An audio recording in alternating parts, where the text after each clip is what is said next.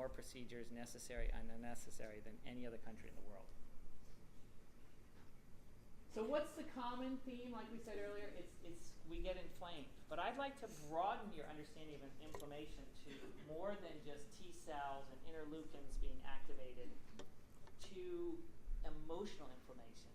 If you have an argument with someone, your spouse, your coworker, a kid, a parent, what that does to your body is the same as smoking a pack of cigarettes.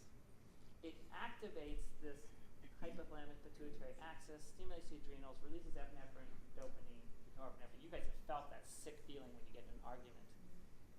That is the same to your body as any other stressor.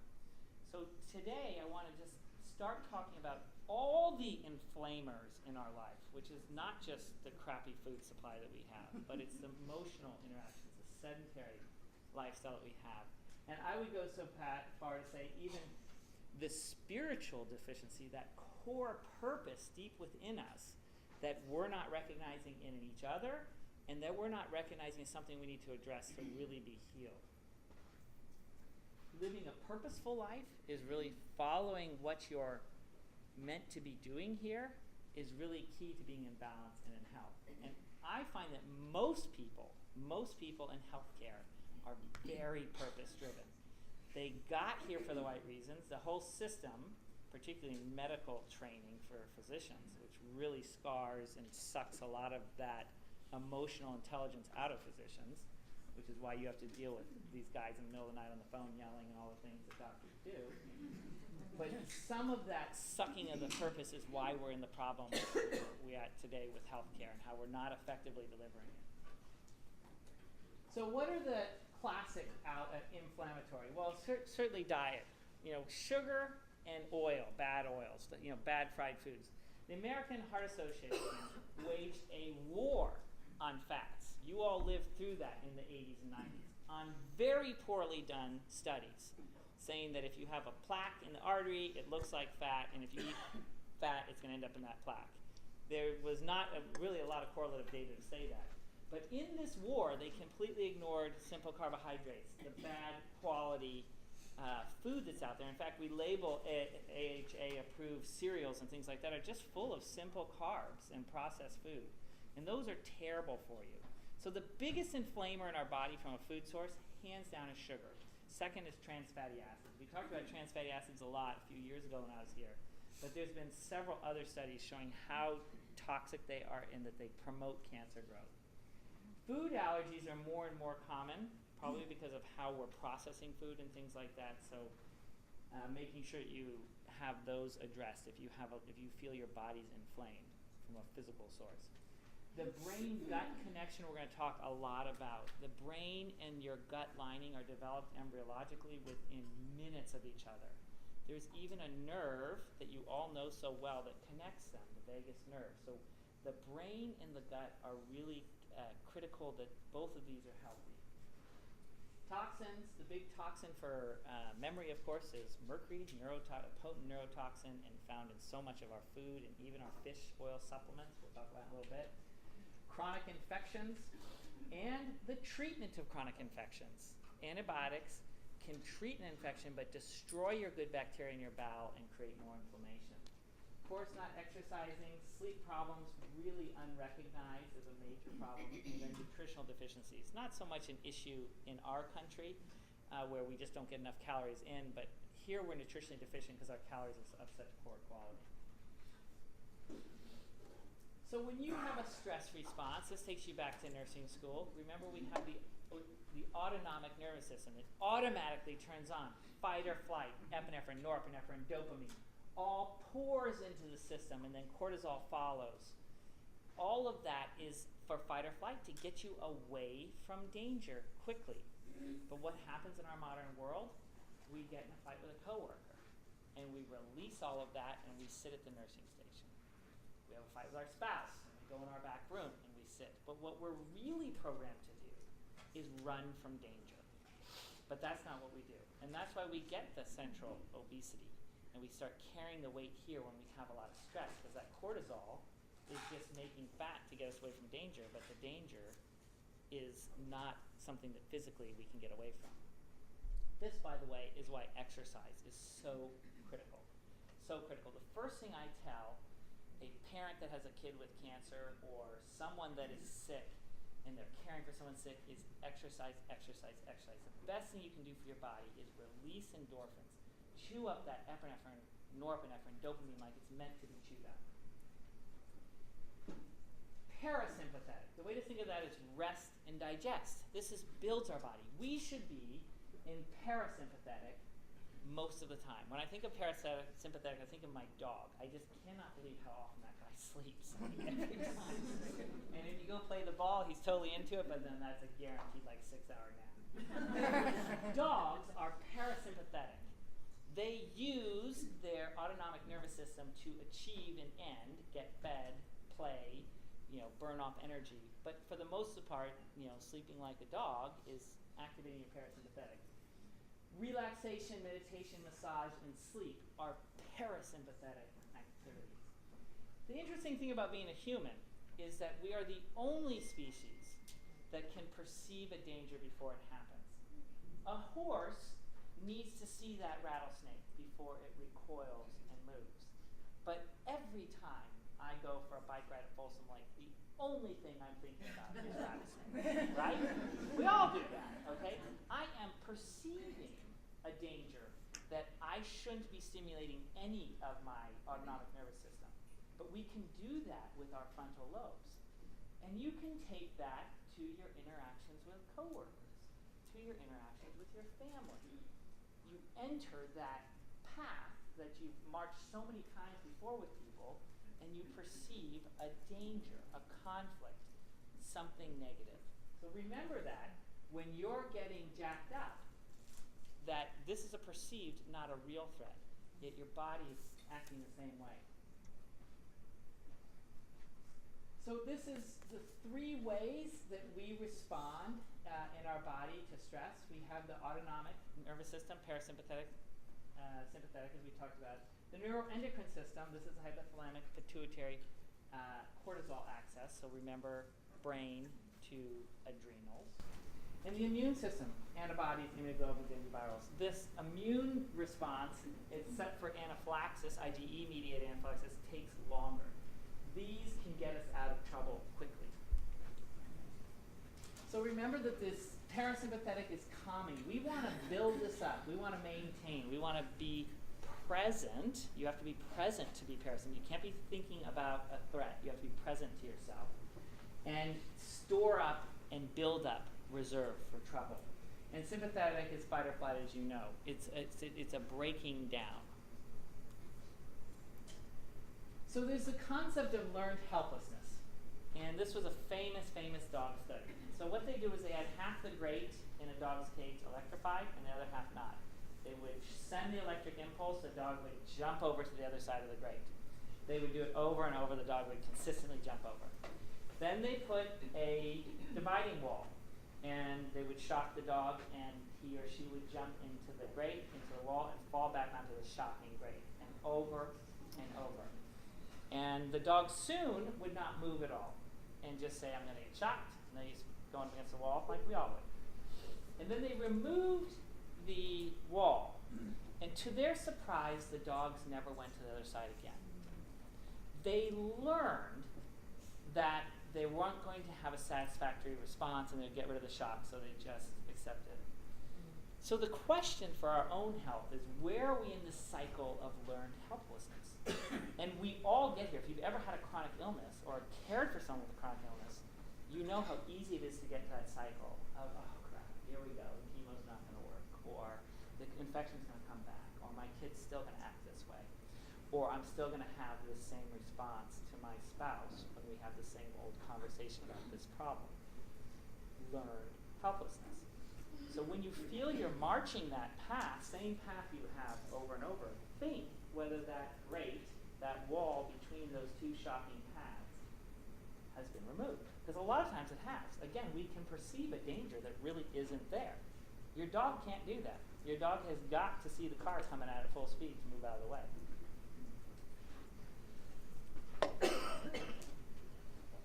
This is sadly why people stay in abusive relationships, right?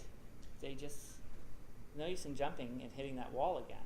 This is why we have a recidivism with crime, okay? Because they are helpless and hopeless. So what happens when you're stressed? Well, you know this. Your heart rate goes up. Your gut gets shut off, okay? You can increase atherosclerosis from that, and you increase leaky gut. Okay, so now we talked about a brain-gut connection. Heart-gut connection is also very strong, right? Remember, the vagus nerve stops through there. That's why we use atropine and things like that. We increase inflammation under stress. We found that when rats were placed in a stressful environment, their brains were smaller, particularly their hypothalamus and their amygdala, the two alarm and response hormonal centers. It lowers wound healing, and as you know, stress erodes the quality of your life. It is the one thing that when you get up in the morning, if you're not in balance, you're feeling stressed about coming to work or about a relationship or about finances, it takes away from the quality of your life, and it eats at you like nothing else. Stress increases the cortisol. This is why, as we said earlier, you get the belly fat. It overstimulates the amygdala. So it's just like, the boy crying wolf. If you keep stimulating this amygdala, the cells stop responding, they shrink, and this is what's found in Alzheimer's patients. Also, it kills neurons in the hippocampus, again, another central nervous disease, and it downregulates the hypothalamus. With this downregulate is why we get irritable, is why we get snappy and cranky when we're stressed. It also, sadly, drops your immune function, and we know that, which is why, for me, when they sat us down and talked about the cancer center, I'm like, get it away from the hospital. Make it a place where people aren't afraid to go into it. Because I know from walking to oncology appointments, you're like, this is going to be a shit show. I mean, I just don't even want to go in. It's terrible. You're creating all this energy. So anything we can do in the system to make just even getting to that place less traumatic, the better. When we're stressed, we slow our digestion. And when we decrease our digestion, we tend to decrease our activity. And then we get into all the risk factors for coronary disease and cancer. You know about coronary disease. It's still the #1 killer. Cancer is right on its tail. In fact, they predict that when they look at the 18 numbers, cancer will have passed coronary disease. 50% of men, their first symptom of coronary disease is sudden cardiac death. So again, we see that here a fair bit at Little Roseville. Heart disease has been on the decline, but it's starting to climb. And a lot of it is we're victims of our own success. So we're stenting, and we don't have a lot of options, and then they come in and maybe bypass, or we're doing more and more medical management because we don't have much to offer people. Inflammation is almost for sure the common theme here. So the brain, as we talk about it, another organ, these are just to me shocking statistics. 50% of us over 85 are going to have Alzheimer's, 25% over 75, and 10% 65. So there's some of us in this room here that are in that sixth decade that are looking at really an escalating risk. We also know that there's a lot of other brain disease in children with ADHD, and this epidemic of brain is ignored by medicine, and I can't figure out why that is, but it is. Autism is on the rise dramatically here, just in a couple of decades, from 1 in 10,000 births to 1 in 66 births. Okay, we all know someone with a child that has autism. Okay, that's a brain disease that's new on the spectrum. Alzheimer's studies have shown very, very little benefit, even though we're spending billions of dollars. There's one drug out of over 200 studies that showed a benefit, and it was a delaying of time to nursing home. That was the only benefit. So we're totally off the boat here of trying to figure out what's going on. We have no idea. Depression is still very common in America, and it's a leading cause of disability. It's in epidemic proportions. Like I said earlier, it's called type 3 diabetes because it's so involved with insulin regulation. And again, very, very expensive. My guess is that this will be a lot like the HIV epidemic. So I trained all through the HIV epidemic, from starting my training with people literally just dropping dead in San Francisco, there's nothing you could do, to AZT coming on when I was a resident, and to getting out into practice, and there was triple drug therapy that was literally giving AIDS patients new lives. From a pharmaceutical standpoint, not all the other lifestyle we're going to talk about, from a pharmaceutical standpoint, I believe this is going to be very similar to HIV. It's going to be multi-drug therapy. And here's the problem with big pharma.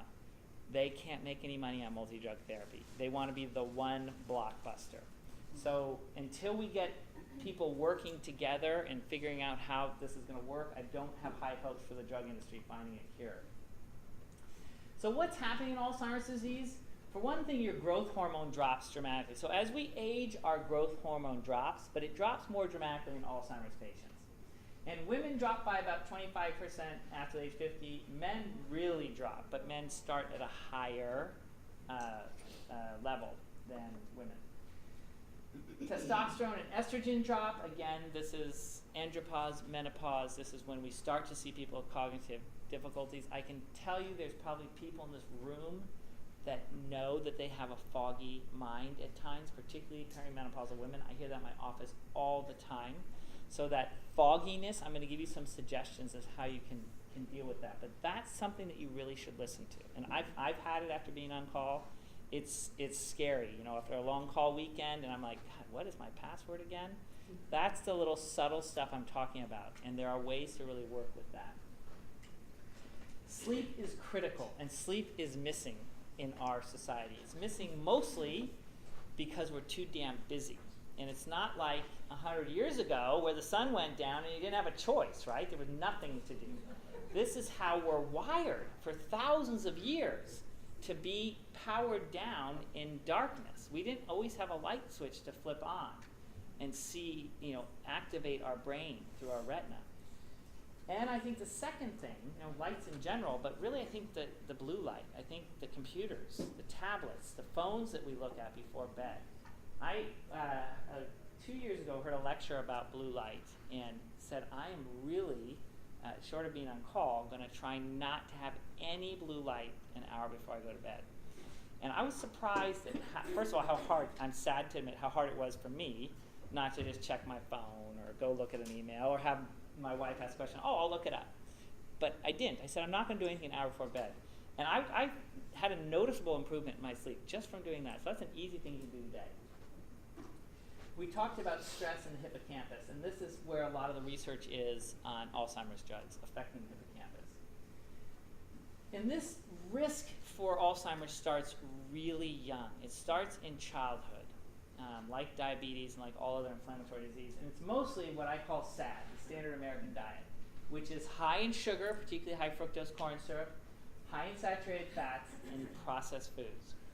Now we're going to talk a little bit about food at the end, but I have stopped in my office giving any diet. I don't give an American Heart Association diet. I don't do anything. I say, you can find a study that will support everything from all protein to all fat to all carb. We've been there, Pritikin, Zone, Atkins. We've been through them all. So what I tell people is quality, okay? No processed foods, no hormones, pesticides in your meats or your dairy. Just do quality and moderation. So bring it down, pay more for good quality. That's all I can say, because I can't look you in the eye and say that, you know, red meat's going to kill you and fish is going to save you. I just can't. The data's not there, no matter what people come and say to you. The way to treat dementia, I think, is right now where you and I are living at this age. And if you have that brain fog that so many people complain about, you need to start working on it now. Because by the time you don't know what to do with your car keys, it's way too late. There's nothing you can do. We all see these patients in the hospital. It's too far gone. You've got to do it now. In America, doing anything preventative is not going to be supported. So you know what? You have to do it now, and you have to do it on your own nickel. And that's really sad that we have a healthcare system that doesn't give a damn about preventing anything. In fact, they make more money the more that goes wrong. I think also our children, and my own children, you know, with water polo and long school drives and things like that, my own kids don't sleep enough. But if we have children, we need to support adequate sleep, okay? The gut is a huge part of this too. And what this is, I know the nurses on tele probably get sick of me talking about this. I hate that for years, every one of my patients on tele had Levaquin on board. And thank God, it wasn't what's good for the patient, C. diff. That whole protocol got rid of Levaquin. But remember, everyone got a CT and Levaquin. It was a joke, but it was damn sure you need that antibiotic.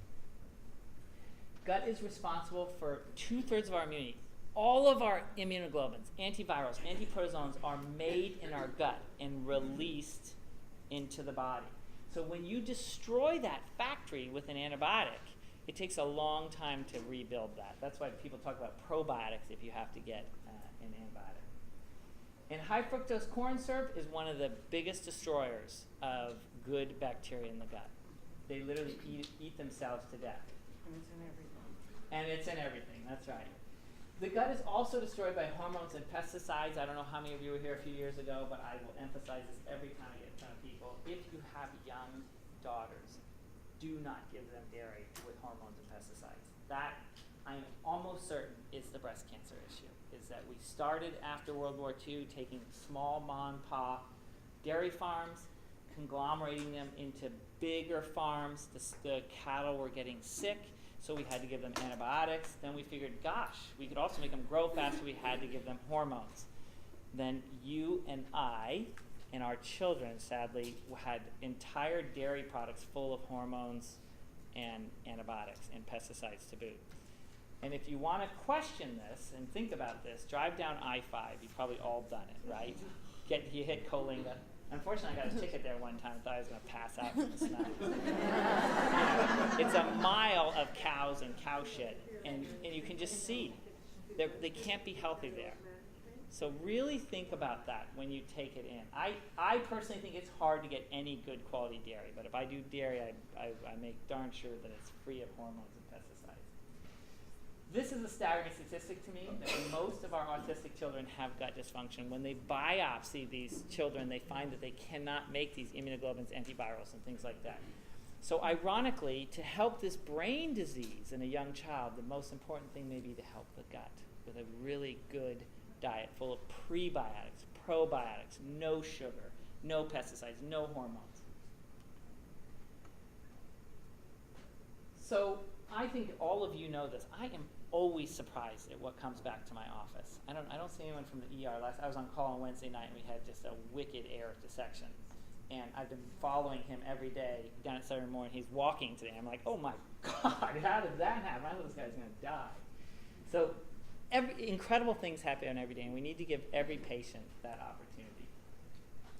So how did we get to the point where we weren't caring for people? And I think you know it because you live it. But first and foremost, I think the concept of managed care is incredibly flawed, incredibly flawed. When I am reimbursed not to see a patient, that's a problem, and that's the reality of managed care. If you're running a private practice, when you touch a patient in a managed care organization, you are essentially penalized. So that immediately steered people away from us until things get really bad. So that's the first issue. I think Big Pharma is a huge problem here. They make money when we get sick. They're driving the conversation and training. And I think direct-to-consumer advertising is making us all very sick. Why, during the Super Bowl, do we need to hear about chemotherapeutic agents? I don't understand it. It makes no sense to me. But it's working, or they wouldn't be doing it.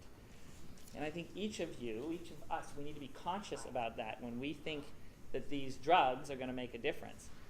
I had a situation in my office. They have drug reps come on Thursday with lunch because I don't work in the office on Thursday, and they know I'm so against it. But I saw the calendar of who was coming on Thursdays on the wall, and that very morning, I had 3 patients tell me they couldn't afford their medicines. And you guys know the medicines they can't afford. Mm-hmm. The patients that were complaining about not being able to afford their medicine, having to make lifestyle changes, were the exact same on that Thursday of people coming to our office, which is more reminder this is working. This system of spending a lot of money advertising and trying to convince doctors that a drug does or doesn't do what it does. I mean, they're just telling you there's not a lot of literature to support it.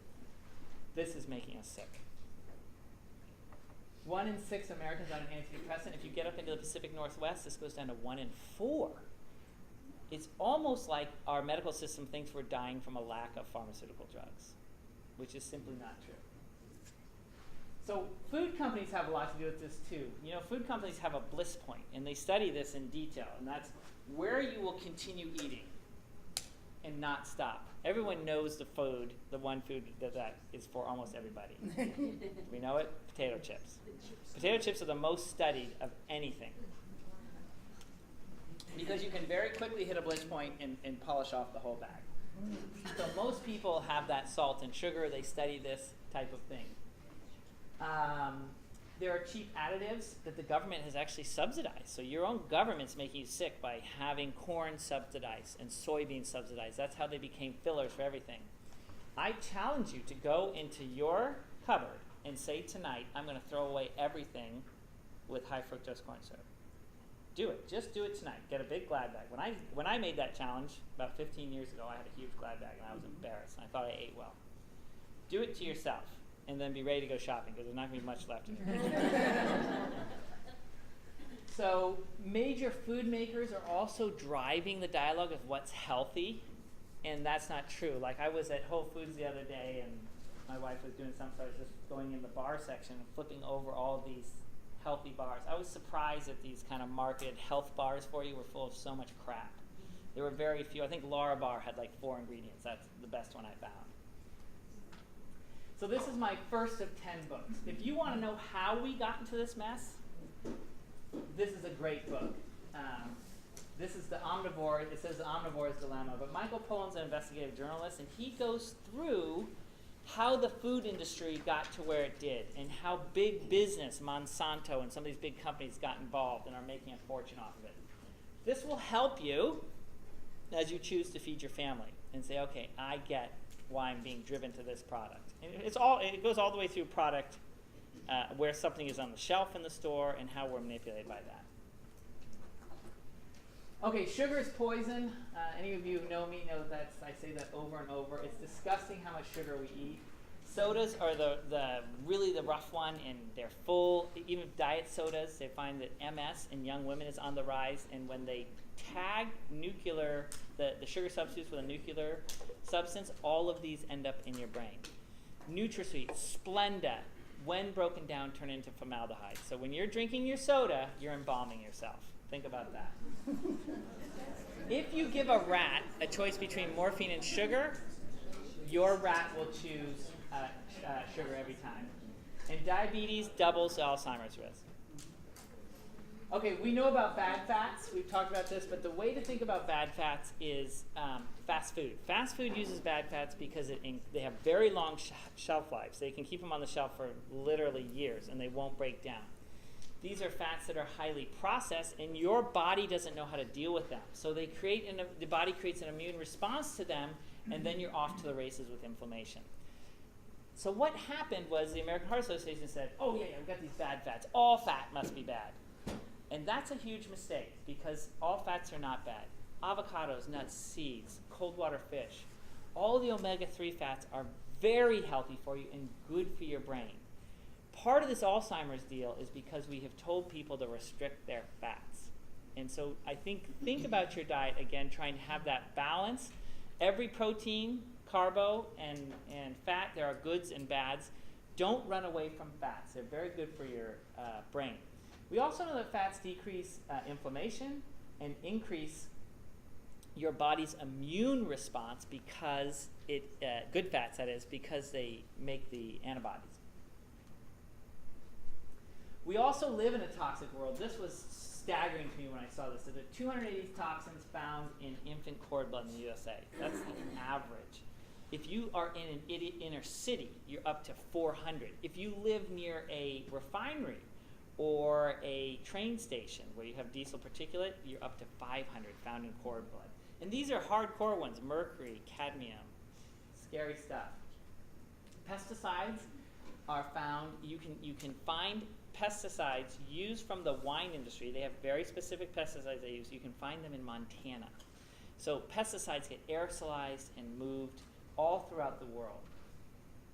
Remember, wine and golf courses and farming use the most pesticides in the world here in the U.S. And hormones in our food are really a problem. Remember, hormones are used to speed up the growth process, but they get in your body doesn't know how to use them, and creates an immune response to them.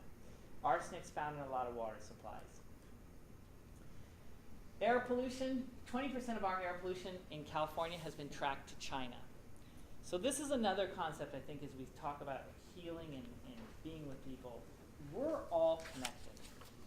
We need to start caring about that single mother in Kabul as much as we do that single mother in Roseville. Because when I see a statistic like that, next year it's going to be 40%, and then 60, and then 100% we're really going to be one world. I think we're there.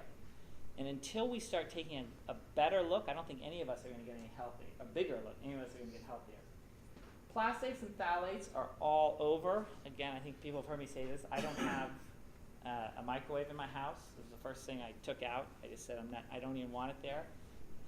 Anytime you put plastic in a microwave, you're releasing these toxic chemicals and they're getting into your food. You've heard the study about water probably. If you just take a cup of microwave water, try and grow a plant in it, versus a water from the tap, the one with the microwave water will not grow. You cannot grow the plant because it breaks down the bonds and the plant can't use the water as a source of energy and nourishment. We have mercury in a lot of our seafood, so sadly even some of the salmon. So I'm to the point where I only really do wild salmon, which is super expensive, and it's sad, but the farm salmon has now been found to have mercury. And by the way, farm salmon is frequently fed corn and soybeans. Why? Because it's cheap and subsidized by the government. We don't have the machinery in our body to detoxify a lot of this stuff that we're exposed to. And that's why we become inflamed. So if you say, oh, well, it's just a soda. Well, you're inflaming yourself. Just like, not addressing that issue at home. That's emotionally inflaming yourself. You can actually go through your day and connect the dots of all these inflammatory experiences. This is part of the problem we talked about earlier with the life. Life isn't making this any easier with our continuous connectedness.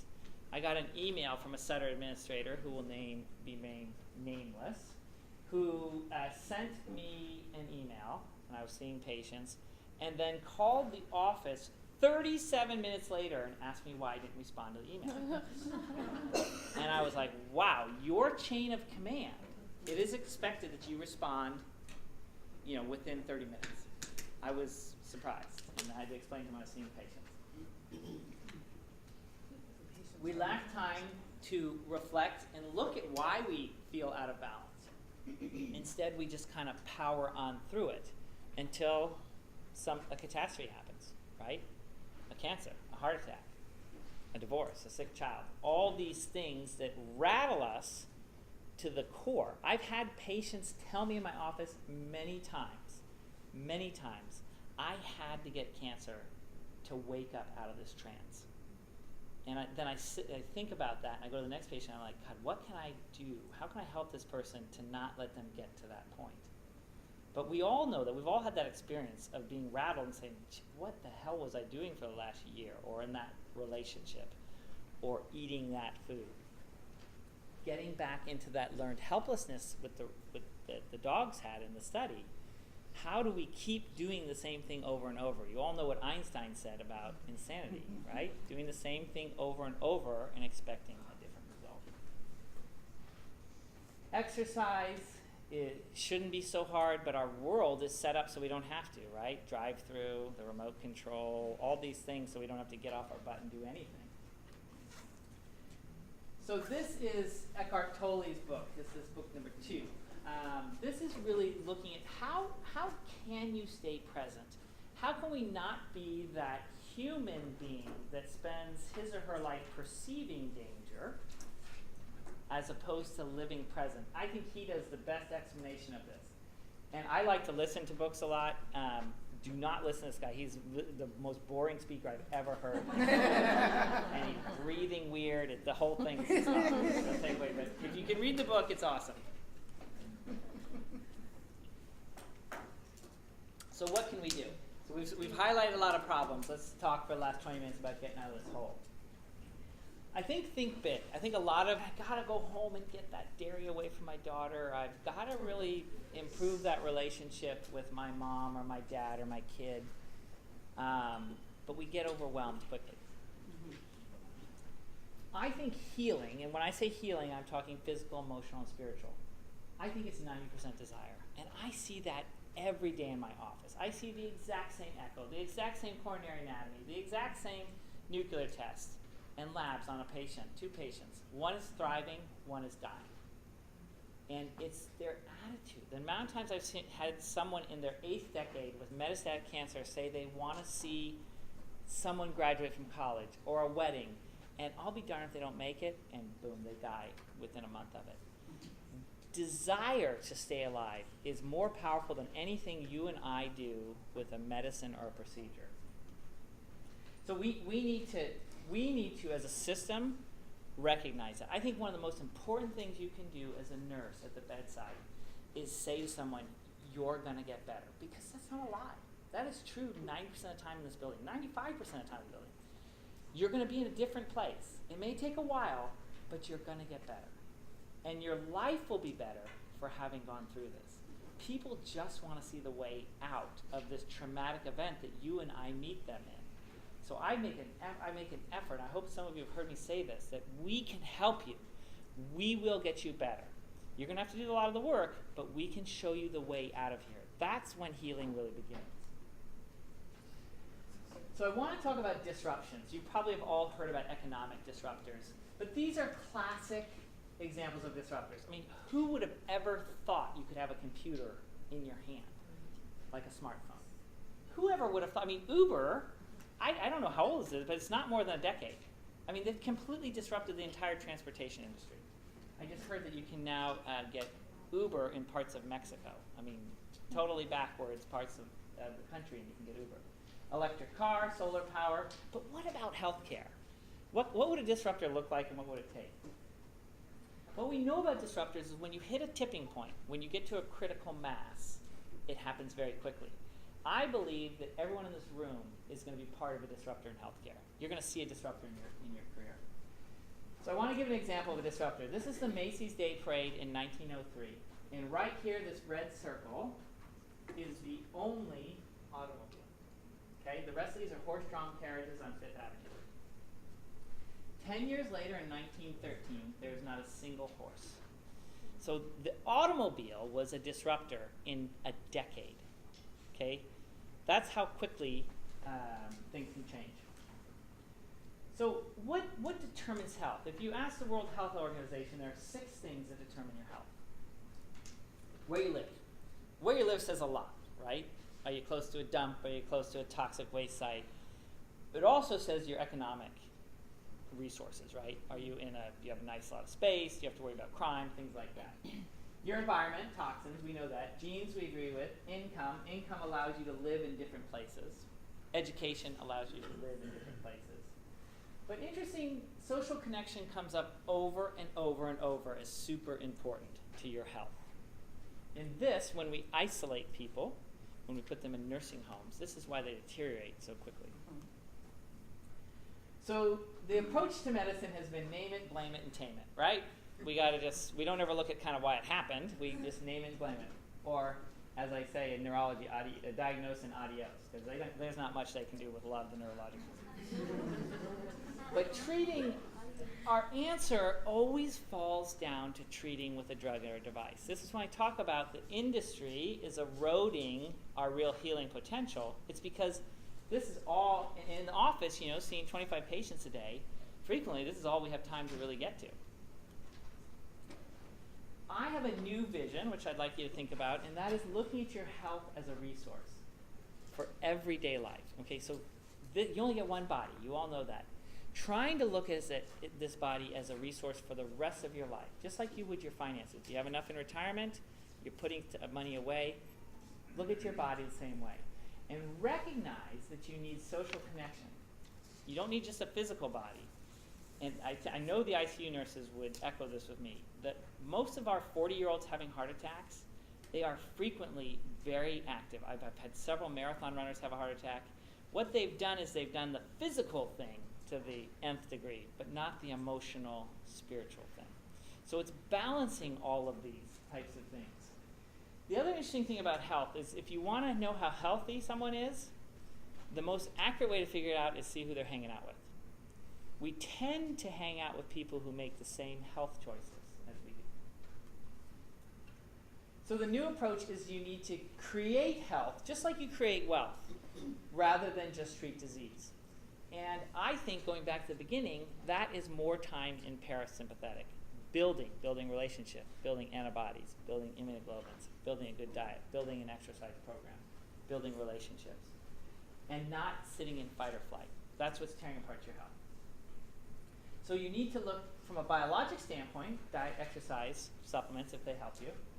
Psychology, how we think about our body and our interactions with each other. Our social circle, who we hang out. Remember, that's really important. If you hang out with people who are knocking down a few bottles of wine every Friday night, that says something about your health choices.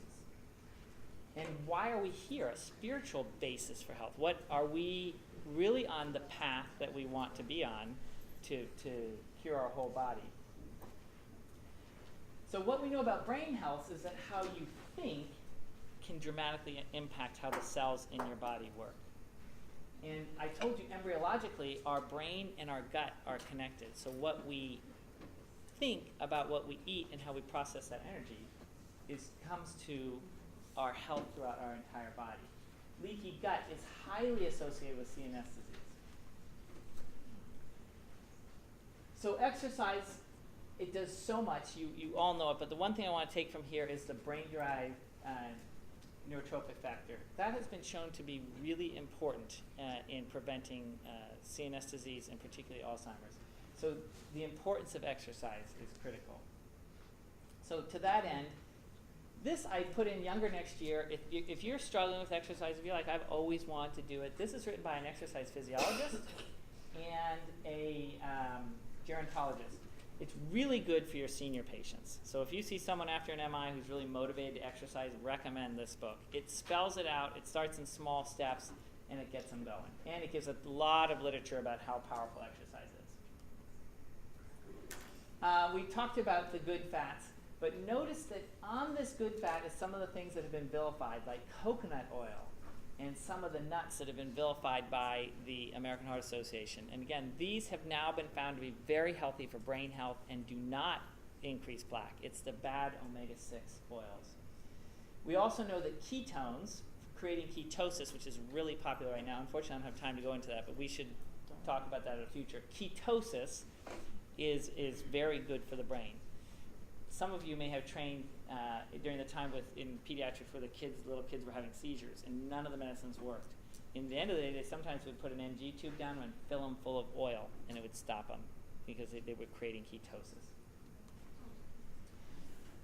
So this is book number 4, I think. Grain Brain. I love this book. If you have that brain fog or you know someone with Alzheimer's, this is a great book. David Perlmutter is a neurologist, traditionally trained neurologist, who looks at some of the sources of Alzheimer's and inflammation in our brain. Social isolation is more damaging than smoking 15 cigarettes a day. This is what we talk about, that social circle and the importance. And I'd encourage you to spend some time evaluating your social circle. Who do you spend time with? Why do you spend time with them? We all have toxic relationships in our life. And if you think about them in that 15 cigarettes a day, you're going to think different about spending time with them. Sleep is critical. We know that cancer cells grow when sleep is deprived, so if you don't get enough, again, inflammation goes up, immunoglobulins go down. We all know how we feel after we don't sleep, being irritable. But what really happens is you're not able to move short-term memories to long-term memories. And when this doesn't happen, you're increasing your risk for Alzheimer's. We all need to get more sleep in all likelihood.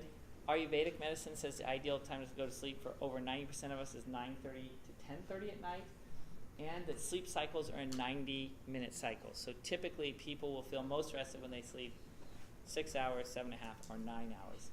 And if you really get into sleep, I'm going to give you a book that's awesome on sleep, but if you really get into it, I've noticed that I pretty much wake up at 6 hours almost every time. And if it's a weekend or I don't have anything to do, it can be 7.5. So I really think that 90-minute sleep cycles make some sense, and this book will show you that. Sunlight is really good, particularly sunlight on the retina early in the morning. This not only activates vitamin D, but increases the balance of melatonin and serotonin to a more favorable profile. And doing exercise in the morning. Sleep apnea, if you think you have it, get worked up for it. That's probably one of the most potent causes of brain disease. This is the book on sleep. This guy's an amazing guy. I've heard him speak a couple times. He's a psychologist that has studied his whole career studying sleep. But he talks about when you take a test to find out what kind of sleeper you are, and then he talks about having difficult discussions during certain times, when you should go to sleep, things like that. It's a great read. So the last two things I want to talk about are neuroplasticity and epigenetics. And these two things I think are game changers for medicine, because when I went through training, neither of these concepts were around. But as I look back, that's not good. When I look back, they were there. Neuroplasticity was there. We didn't have a name for it, as was epigenetics. So neuroplasticity is the concept that your brain can change. It actually, you can grow cells, and those cells can do different things. You all remember from doing rotations on spinal cord units that, once your back's broken, it's dead. Nothing grows back there. We had this concept from head to toe through the spinal column, damage was permanent. And we now know that that's not true. That doing different things in the face of good nutrition, you can actually regrow brain cells. There's a lot of research here, particularly with spinal cord injury. The other concept is epigenetics. And this I intuitively know from having a kid that was sick, that though I couldn't do anything with his illness, he wasn't surgical and the chemo didn't make a difference, that I could change the environment for which his brain was living in. So it became very real for me to say, okay, what can I affect? I can affect what goes in his body. I can affect the thoughts he has, like you can affect your own thoughts. I can affect how much he turns over those nutrients with exercise. That's epigenetics. So we can create an environment where our genes can change and manifest in a healthier way. And that's been proven over and over. Remember that the gut is highly associated with this. Remember that vagus nerve, gut to brain. When you have thoughts that you are healing, you're empowering your gut to make more anti-cancer, antiviral, antiprotozoan, antibacterial agents. So you can literally direct your own gut to save your life. And there's a guy up in Nevada City, Emmett Miller.